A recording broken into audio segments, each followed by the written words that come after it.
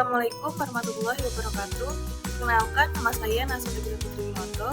Saya dan juga teman saya, Yuzai Kutwa, kami berdua sebagai kelompok 8 akan memaparkan materi dari mata kuliah Sumber Daya Manusia mengenai rekrutmen dan juga seleksi pegawai. Dalam materi yang akan kami paparkan, kurang lebihnya akan membahas mengenai pengertian dari rekrutmen itu sendiri, lalu ada pengertian dari sumber dan juga metode dari rekrutmen, lalu ada pengertian dari seleksi, dan juga beberapa materi lainnya akan kami jelaskan pada slide-slide berikutnya. Perkenalkan, nama saya Nuzai Kedua, seperti yang sudah dikenalkan oleh Nasra Sabita di slide sebelumnya. Di sini saya akan memberikan penjelasan pengertian dari rekrutmen itu sendiri. Rekrutmen merupakan jumlah dan kategori pegawai yang diperlukan serta ditetapkan dalam perencanaan pegawai atau pengelolaan sumber daya manusia secara formal. Rekrutmen disusun melalui perencanaan rekrutmen terperinci dan disajikan persyaratan jabatan dalam bentuk kebutuhan yang dimaksudkan untuk pegawai yang akan mengisi lowongan baru, atau karena ada pegawai yang mengundurkan diri atau pensiun, serta karena ekspansi terhadap area atau wilayah kerja yang baru sehingga perusahaan membutuhkan pekerja baru. Lalu apakah tujuan dari adanya rekrutmen? Tujuan dari adanya rekrutmen menurut Rifai dan juga Sagala 2011 yaitu untuk menerima pelamar sebanyak-banyaknya sesuai dengan kualifikasi kebutuhan organisasi dari berbagai sumber sehingga memungkinkan akan terjaring calon pegawai dengan kualitas tertinggi dari yang terbaik.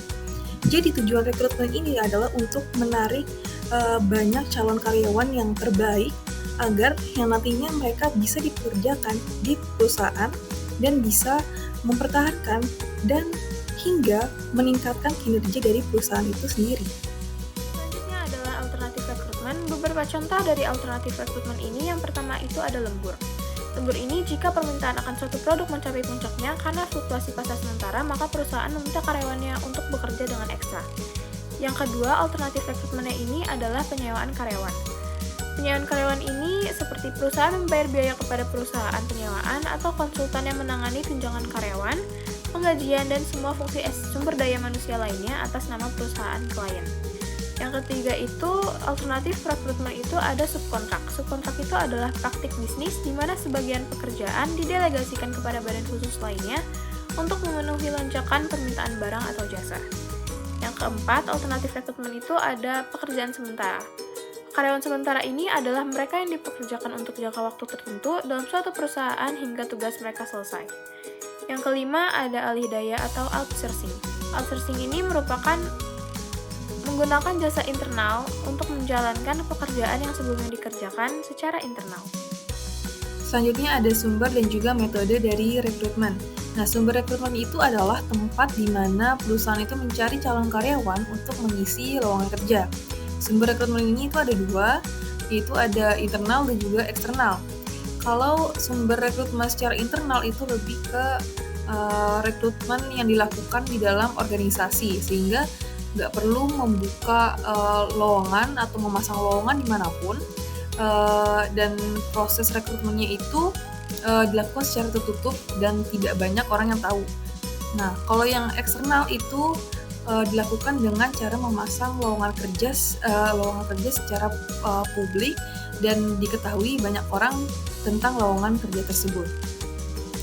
Lalu selanjutnya itu adalah metode dari rekrutmen. Metode itu lebih ke cara-cara spesifik yang digunakan perusahaan untuk menarik para calon karyawan yang potensial. Nah, salah satu metodenya itu adalah rekrutmen secara online. Selanjutnya adalah sumber internal dalam proses rekrutmen. Yang pertama itu adalah naik jabatan atau promosi. Naik jabatan atau promosi itu adalah proses menaikkan karyawan ke posisi yang lebih tinggi dengan tanggung jawab dan wewenang yang lebih besar. Biasanya sebagai penghargaan atas kinerja atau kompetensi yang baik. Yang kedua itu adalah rotasi atau transfer. Rotasi atau transfer itu sendiri adalah proses pemindahan karyawan dari satu posisi atau divisi ke posisi lain yang levelnya itu setara untuk memperluas pengalaman atau mengisi kebutuhan tertentu. Yang ketiga itu ada demosi. Demosi adalah proses penurunan jabatan karyawan ke posisi yang lebih rendah, biasanya karena kinerjanya yang kurang memuaskan, pelanggaran, atau juga bisa jadi restrukturisasi organisasi. Yang terakhir itu ada re-employing. Re-employing adalah perekrutan ulang, biasanya itu memperkerjakan kembali mantan karyawan yang sebelumnya yang pernah keluar atau pensiun. karena dianggap masih memiliki kompetensi dan pengalaman yang dibutuhkan. Metode internal. Pada metode internal ini ada metode tertutup dan juga terbuka. Contoh dari metode tertutup itu adalah ketika manajer diminta untuk menyarankan karyawan untuk dipromosikan atau dirotasikan. Lalu ada metode terbuka yang dimana ketika ada posisi yang kosong, posisi tersebut akan diiklankan, namun secara internal perusahaan saja. Nah, di sini terlihat perbedaannya ketika metode tertutup itu lebih ke hanya diketahui oleh beberapa orang saja. Nah, metode terbuka itu dapat dilihat oleh karyawan internal perusahaan. Jadi mereka dapat mengetahui posisi-posisi kosong mana yang bisa mereka apply. Ini adalah sumber eksternal dari proses perekrutan perusahaan. Sumber eksternal dari proses perekrutan perusahaan ini sendiri adalah proses perekrutan pekerja dari luar lingkungan perusahaan atau di luar perusahaan itu sendiri. Semua perusahaan membutuhkan staf dari lingkungan eksternal ketika tidak ada karyawan internal yang cocok untuk mengisi posisi yang dibutuhkan.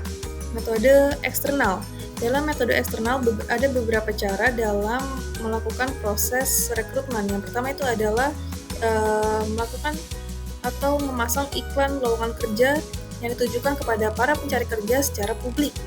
Lalu yang kedua itu ada referensi atau rekomendasi nama dari karyawan Anda, yang dimana ketika kita punya karyawan, lalu kita bisa menanyakan kepada mereka adakah rekomendasi-rekomendasi yang bisa mereka berikan kepada perusahaan terkait dengan karyawan yang sesuai dengan kualifikasi atau standar dari perusahaan itu.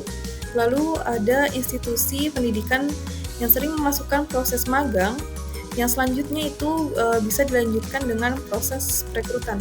Jadi kalau kita lihat dari kampus kita, nanti kita ada proses magang di semester 5, yang mana itu adalah magang wajib, yang dimana dalam proses saat kita magang, kita akan dilihat kinerja kita selama magang, dan ketika kita dinilai sesuai dengan standar dari perusahaan tersebut, maka bisa dilanjutkan dengan proses perekrutan nantinya.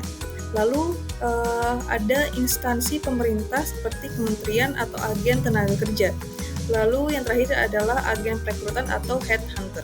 Selanjutnya, kelebihan sumber internal dalam proses rekrutmen adalah yang pertama meningkatkan semangat kerja, yang kedua jarang terjadi kesalahan dalam penyeleksian, yang ketiga mendorong kesetiaan karyawan terhadap perusahaan, yang keempat tidak terburu-buru atau gegabah dalam pengambilan keputusan, yang kelima biaya pelatihan lebih terjangkau, yang terakhir mendorong pengembangan diri pada karyawan.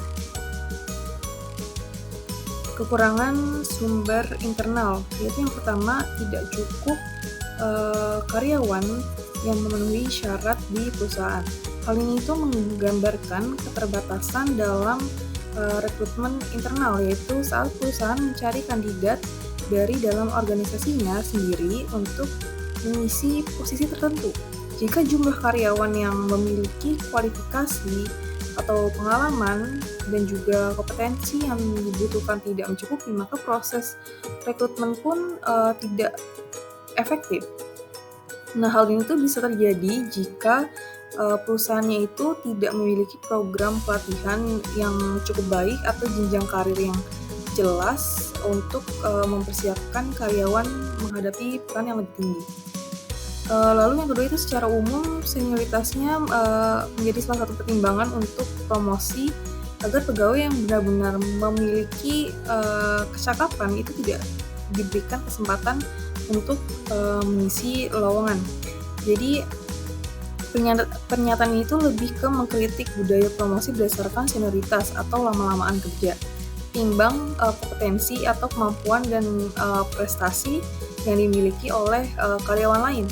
Nah, dalam beberapa perusahaan, pegawai yang lebih lama itu bekerja lebih diutamakan untuk promosi.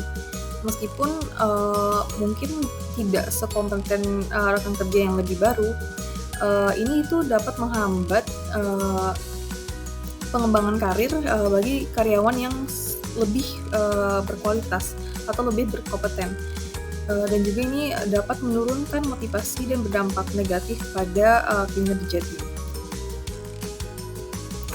Lalu yang ketiga itu orang-orang lebih mampu secara eksternal tidak diberi kesempatan untuk bergabung dengan perusahaan. Jadi ketika perusahaan itu hanya fokus pada rekrutmen internal, maka mereka akan kehilangan potensi dari kandidat yang eksternal yang mungkin lebih berkualitas, berpengalaman dan memiliki perspektif baru. Karena dalam kandidat internal itu sendiri, perusahaan jadi tidak memiliki banyak pilihan kecuali dari karyawan-karyawan yang sudah bekerja di perusahaan itu. Dan juga menutup diri itu dari pelamar luar juga bisa membuat organisasi menjadi stagnan atau kurang inovatif dan juga responsif terhadap perubahan lingkungan industri. Lalu yang keempat itu ada posisi yang membutuhkan kreativitas dan inovasi. Sumber metode rekrutmen internal ini itu sulit menemukan karyawan yang cocok. Posisi yang membutuhkan kreativitas atau inovasi itu sering memerlukan pengalaman lintas industri atau cara pikir yang baru dan kemampuan adaptasi yang tinggi. Hal yang belum tentu dimiliki oleh karyawan internal yang lama bekerja di lingkungan dan budaya kerja yang sama-sama aja. Jadi karena hal itu, rekrutmen internal itu bisa menjadi kurang efektif atau untuk peran-peran inovatif karena karyawan tersedia mungkin juga kurang terpapar pada ide-ide atau pendekatan yang baru atau yang dibutuhkan. Sedangkan kelebihan sumber eksternal dan proses perekrutan perusahaan, yang pertama dapat menemukan orang yang cocok untuk pekerjaan dalam suatu perusahaan tersebut. Yang kedua, dapat membawakan ide dan teknik baru untuk perusahaan tersebut. Yang ketiga, cocok untuk perusahaan yang sedang berkembang dan memerlukan banyak pekerja yang baru. Kekurangan dari sumber eksternal yang pertama itu dapat menurunkan semangat kerja pada karyawan yang ada. Jadi pada karyawan itu menganggap bahwa ketika perusahaan lebih banyak melakukan perekrutan dari luar, maka mereka akan merasa terancam. Terancamnya dari segi apa? Yaitu mereka merasa bahwa peluang karir mereka itu terancam karena akan semakin dibatasi, dan hal ini akan mengakibatkan demotivasi pada karyawan yang ada di perusahaan tersebut. Lalu yang kedua itu menyebabkan kurang kompaknya antara pekerja baru dan dengan pekerja lama. Jadi di setiap perusahaan itu pasti ada budaya yang telah tertanam selama bertahun-tahun. Jadi ketika pekerja baru datang, maka pekerja tersebut akan melakukan yang namanya adaptasi terhadap budaya perusahaan. Lalu yang ketiga itu memerlukan biaya pengiklanan pada media, pengujian dan juga interview. Jadi rekrutmen secara eksternal berarti kita harus mengiklankan lowongan kerja tersebut, dan itu semua memerlukan biaya. Kita akan membahas isu strategik dalam rekrutmen suatu perusahaan. Menurut Scholar dan Jackson, isu strategik itu yang pertama adalah proses rekrutmen harus konsisten dengan strategi, visi, dan nilai-nilai suatu organisasi atau suatu perusahaan. Yang kedua, proses rekrutmen harus bisa dilaksanakan secara efektif dan efisien. Yang ketiga, proses rekrutmen harus dibarengi dengan kemampuan organisasi dalam mempertahankan para karyawan yang terbaik. Terdapat beberapa isu umum dalam rekrutmen. Yang pertama itu adalah pilihan kandidat yang begitu terbatas sehingga tidak banyak pelamar yang sesuai kualifikasi. Lalu yang kedua adalah citra perusahaan yang kurang baik sehingga pelamar enggan melamar karena reputasinya yang buruk. Lalu yang ketiga adalah iklan lowongan tidak menarik sehingga terlihat membosankan. Lalu 4 yaitu adalah proses rekrutmen yang rumit. Jadi terlalu banyak tahap dan bikin pelamar itu jadi mundur. Yang kelima itu adalah mencari kandidat yang sama dengan sebelumnya, jadi tidak ada pembaruan dan hasilnya pun jadi kurang maksimal. Yang keenam itu adalah menggunakan teknik atau metode rekrutmen yang sama, terlihat jadi kurang inovatif dan hasilnya itu tidak berkembang. Lalu selanjutnya adalah proses rekrutmen yang dilakukan tergesa-gesa, jadi bisa saja jadi salah pilih orang karena terburu-buru. Lalu yang kedelapan yaitu adalah sistem rekrutmen yang masih manual, jadi tidak efisien, lambat, dan juga rawan akan kesalahan. Hambatan dalam rekrutmen organisasi atau perusahaan yang pertama itu adalah karakteristik organisasi atau perusahaan tersebut. Strategi, ukuran, budaya organisasi atau perusahaan bisa membatasi ruang gerak dalam menarik kandidat yang sesuai. Yang kedua itu citra atau reputasi suatu organisasi atau perusahaan. Reputasi yang buruk atau kurang dikenalnya suatu perusahaan atau organisasi dapat mengurangi minat pelamar yang potensial. Yang ketiga itu ada kebijakan organisasi atau perusahaan tersebut. Aturan internal seperti promosi dari dalam atau batas usia bisa membatasi jumlah kandidat yang dapat direkrut. Yang keempat, terdapat rencana strategik dan rencana sumber daya manusia. Ketidaksesuaian antara strategi bisnis dan kebutuhan sumber daya manusia bisa menghambat proses rekrutmen yang efektif. Yang kelima itu adalah kebiasaan perekrut. Bias atau pola lama dalam memilih kandidat bisa membuat perekrutan tersebut tidak efektif dan tidak objektif. Yang keenam, kondisi eksternal, seperti kondisi ekonomi, hukum ketenaga kerjaan, atau persaingan antar perusahaan itu bisa mempengaruhi ketersediaan kandidat untuk suatu perusahaan atau organisasi. Yang ketujuh itu adalah daya tarik pekerjaan. Pekerjaan yang dianggap kurang menarik dari segi gaji, lingkungan, atau jenjang karir akan sulit menarik pelamar yang potensial. Yang kedelapan adalah persyaratan pekerjaan. Kriteria yang terlalu tinggi atau spesifik bisa mempersempit jumlah pelamar yang memenuhi syarat pelamar tersebut. Lalu selanjutnya itu ada seleksi, yang dimana seleksi itu adalah proses pemilihan pelamar yang paling memenuhi syarat setelah rekrutmen itu selesai, yang dimana itu melalui beberapa tahap sampai akhirnya keputusan diterima atau tidaknya karyawan tersebut. Lalu adalah yang kedua itu merupakan bagian dari fungsi manajemen SDM atau sumber daya manusia. Lalu yang ketiga itu adalah seleksi tidak hanya untuk karyawan baru, tapi juga untuk bisa promosi atau rotasi jabatan dalam perusahaan. Adalah instrumen seleksi. Yang pertama adalah surat-surat rekomendasi dan formulir lamaran. Yang kedua itu adalah tes kemampuan dan potensi akademik. Yang ketiga tes kepribadian dan wawancara. Yang keempat adalah assessment center. Yang kelima drug test dan tes kejujuran. Yang keenam adalah selanjutnya itu adalah pertimbangan dalam seleksi. Jadi pada intinya, seleksi itu penting agar perusahaan itu bisa mencapai target dan mendapat karyawan yang benar-benar berkomitmen. Lalu banyak karyawan yang sering pindah kerja, jadi sistem seleksi itu harus efektif. Selain itu, sistem seleksi juga membantu menghindari risiko yang merugikan perusahaan.